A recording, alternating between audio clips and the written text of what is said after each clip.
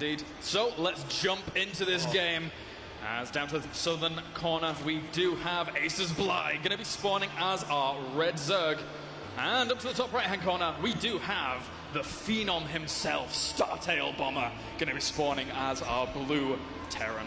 And of course, I wanted to give the follow-up shout-out to the Intel Extreme Masters HD Pass. If you're watching this on Day 9 TV or over at the main ESL stream, you're noticing that it's capped out at 480p. You can get that easily upgraded to HD by getting, I believe it's €5, aka $6 US. So €1 a day, that's pretty good. That is pretty good for a full schedule of StarCraft. As for now, we're going to see if Bomber is able to prevail here against a very, very formidable Bly. He showed in game number 1 that he is by no means going to die easily. Yeah. I mean, holy cow. I mean, I'm actually trying to calm myself down after that game. I actually have like the tingly hand. I'm trying not to shake the screen too much in the commentary because, I mean, let's be honest. In a lot of StarCraft 2 games, it's just, well, they were both kind of not doing anything, and then they engage, and one guy just won, and it's done.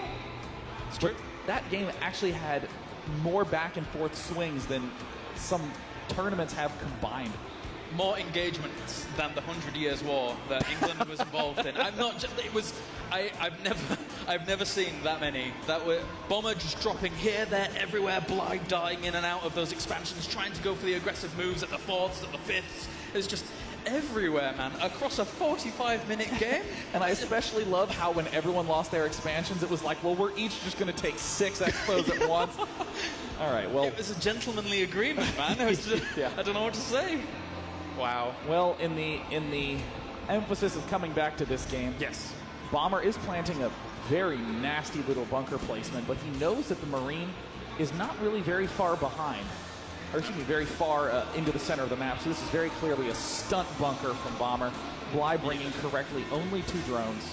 Bomber would like to do another one, but looks like Bly is doing some nice little intercept cutoff maneuvers, and we'll just calmly return home. Probably even let this bunker finish since he hasn't seen a Marine with this leading Overlord. Yeah, it's a very, very nice reaction there by Bly, not overextending himself. And it can be easy to overextend. Yes. Very, very easy. Yeah, I mean, that's, I think, one of the classic missteps that you can make as a very strong Zerg player is think, oh, it's a major tournament, I'm down 0-1. I don't want to lose to a bunker rush. You bring 9 drones and flub your economy to hell. Yep. To heck. To heck. To heck indeed. To heck. As for now, we will have the Zerglings going to be running up to the top location. Will they see that SCV? No, they will not. Just barely not catching a glimpse of that. And for now, very, very greedy play here by Bomber, going for that very quick 3rd command center. Yeah, just the triple CC. This is Bomber's fallback play. In every tournament you'll ever watch, if Bomber is feeling very uncomfortable, he'll just go 3 command center openings every single time. Looks like the neutral supply depot is now burning to the ground. This SCV might go back to repair it, but that's actually a terrible play, so he will, in fact, opt not to do that. But 2 great plays coming up by both these players. On one hand, Bly managing to sneak up here to the top side, and he will take down. Ooh, it's good. Gets it. Nice little pick off there. But did he see all the command centers? He did, right? Yeah, he sees everything that's going on in that main base, knows that there's no heli in play. Often you'll see Zergs build a macro hatch in their main base when this is the circumstance. But we see Bly having already started the spine crawler. It's going to be going a little bit more of a typical play. I would not be surprised to see 4 hatches before layer from Bly. Yeah, rightly said. And there's that response, or there's the response of, well, you've made 3 command centers.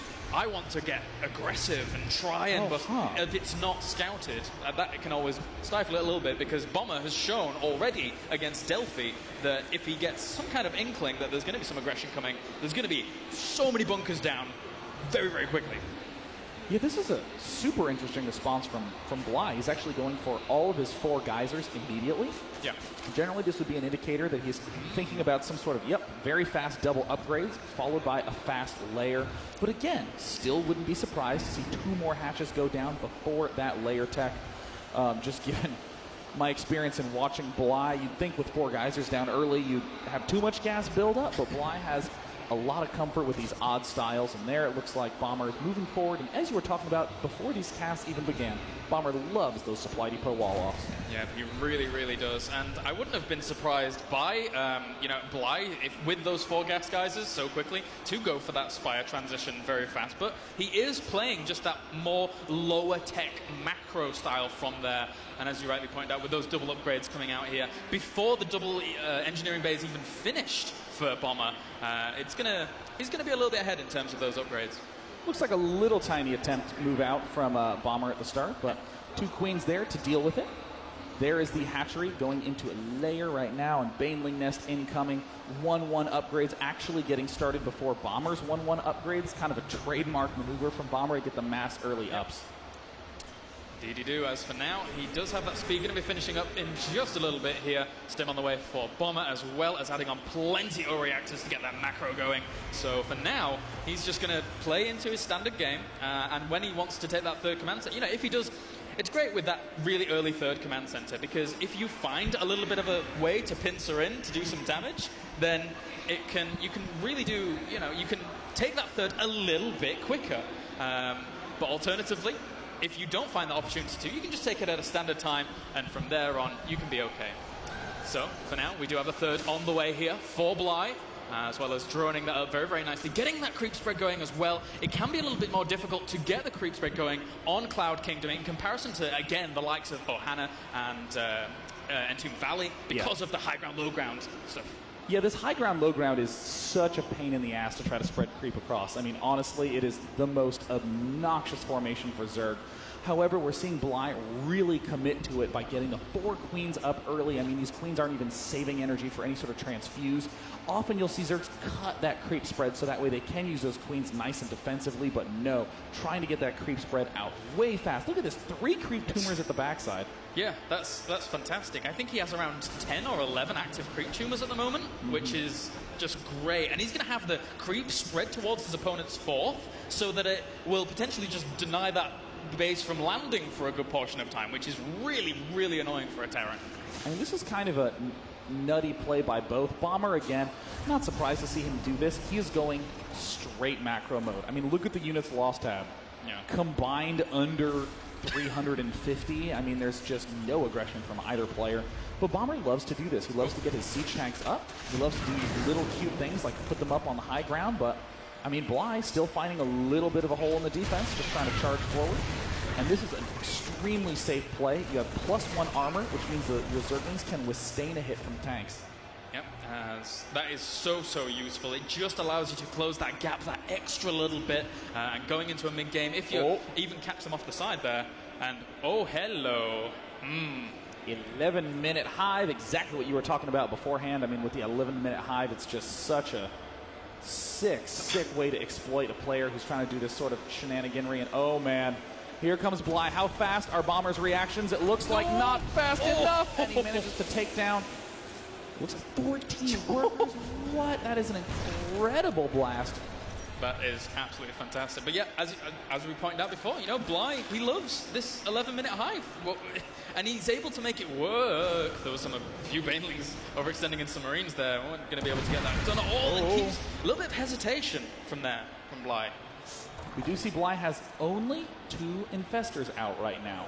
One of the most under-committal to Infestors I've seen in quite some time. We see a pair of pair of Banelings running right into those tanks, and Bly, making a big misstep, stepping right into this action. The Infestor gets taken down. All the Banelings get taken down, and Bly just had one of the worst engagements of this entire series there. Losing so many units this expansion under clear fire right now, but Bomber has no medevacs. We'll just try to kill off the creep spread. That Marine split and control was fantastic against those last remaining Banelings. Not only just the positioning itself to begin with against that push coming in from Bly. So for now, we do have the Greatest Fire as well as the Ultralisk Cavern on the way here for Bly to try and get out to that tech as quickly as possibly can do. He will clean up those Marines eventually, but still expanding to 2 locations. Well, Marines with no health tend to be weak. And Bly has absolutely no fear in his position. He's going Ultra Cavern with his leftover resources. He's not going to try to get cautious and build up a slew of extra units to defend against pushes. He is going straight into the late game by getting those 3-3 upgrades and that adrenal gland. And I love the adrenal gland upgrade. It just makes those Zerglings so much more cost effective. And in fact, with adrenal glands and 3-3, they are statistically the most cost effective in damage unit in the game per supply. So, discounting Splash, of course, from some particular units. Oh, Banelings! Oh! That was a fantastic connection there by Bly, really establishing such amazing positioning. And for now, there's Marines actually powering down on the Smith base, but that's going to get cleaned up very, very quickly. What a connection Bly made with that. I mean, and Bly now expanding to the bottom right as well. Spore Crawlers very nicely positioned at that third base. We see Bly just leaving that extra expansion alone, and right now, I mean, I would describe Bly's position as dominating in this point. Yeah, and he has more Burrow Banelings in positions across the map, so this could still get a little bit scary for Bomber if he doesn't throw scans down. Maybe he needs a Raven. There's the scan, yeah. but it's only position to try to deal. Oh no! Oh, again? No! Oh, good. Oh, well. Not nearly as good, but still making me get at least a little bit startled. And here's a single Corruptor from, Bomber goes the wrong way, gets picked off in seconds. Oh dear me, not so good there, as he will try and slowly establish a position forward, but look at this, Bly, still with this Burrowed Infestor, throwing down Infested Terrans, killing off like 3 tanks with that. A remarkable amount of tank kills from one Infestor, and there we see that there are 6 Broodlords being spawned in the worst location possible on the map. That actually could be a misstep that will spell Bly's death in this game. Bly's in a good position. If Bomber plays slowly enough, Bly will be able to get those Broodlords over in time, but God, they're far away. They really, really are. He needs those here to be able to continue defending this location, but he still has quite a lot of Zerglings out. Depends entirely on how Bomber actually controls, if he actually pulls back here. But look at the spread Bomber has on all his units here. Really, really nicely done. He's going to start that barrage on that expansion. I mean, gosh, Bly is just in an odd position. I mean, with those Broodlords so far away, right now these extra gas geysers need to get up. Bly's doing the same technique he did last game. He's just folding in this expansion, letting it die, and following it up by getting another one in the top corner. No doubt Bly will be expanding to the top left soon, just trying to keep 8 geysers running, and Bly has successfully done that 2 games in a row. Meanwhile, we have Bomber just continuing that massive macro map. Oh, but he's going to push in here with a lot of the Zerglings bolstering these Broodlords as they rain down havoc against this architecture in difference here from Bomber. The tanks are unsieged. Oh, Bomber loads everything up into Medivacs, but Bly sees it. He's going to be tracking that down and picking it off with 2 tanks inside. Bly is playing this out magnificently, but the Marines spot the Broodlords unprotected, pick off 3, 4, 5, 6 in seconds, and suddenly Bly's core army damage dealing units are gone. These Infestors are all that Bly really has to pick off these Marines, and though he does manage to do it, how does Bly follow this up? He's just storming the front with Zerglings. And at exactly the same time as those Broodlords dying, we have an amazing fungal growth on a load of Marines over in a position where the Zerglings shredded them to bits. So for now, Bly going to continue the good game. Bly does what he was unable to do in game number 1. I mean, that was a phenomenal 2 games in a row from Bly, but I mean, in game number 2, you see how strong he can be when he's not messed with at the start of the game. That was just fantastic. Bly showing that he can be quite easily on the level of Bomber here. Those engagements weren't necessarily the most conventional, but the decision-making, the splitting of the units and stuff like that, of course, having those Broodlords die is not a very good situation to be in. Yeah. But he made use of the other engagements that were going on at the time, which, you know, why not?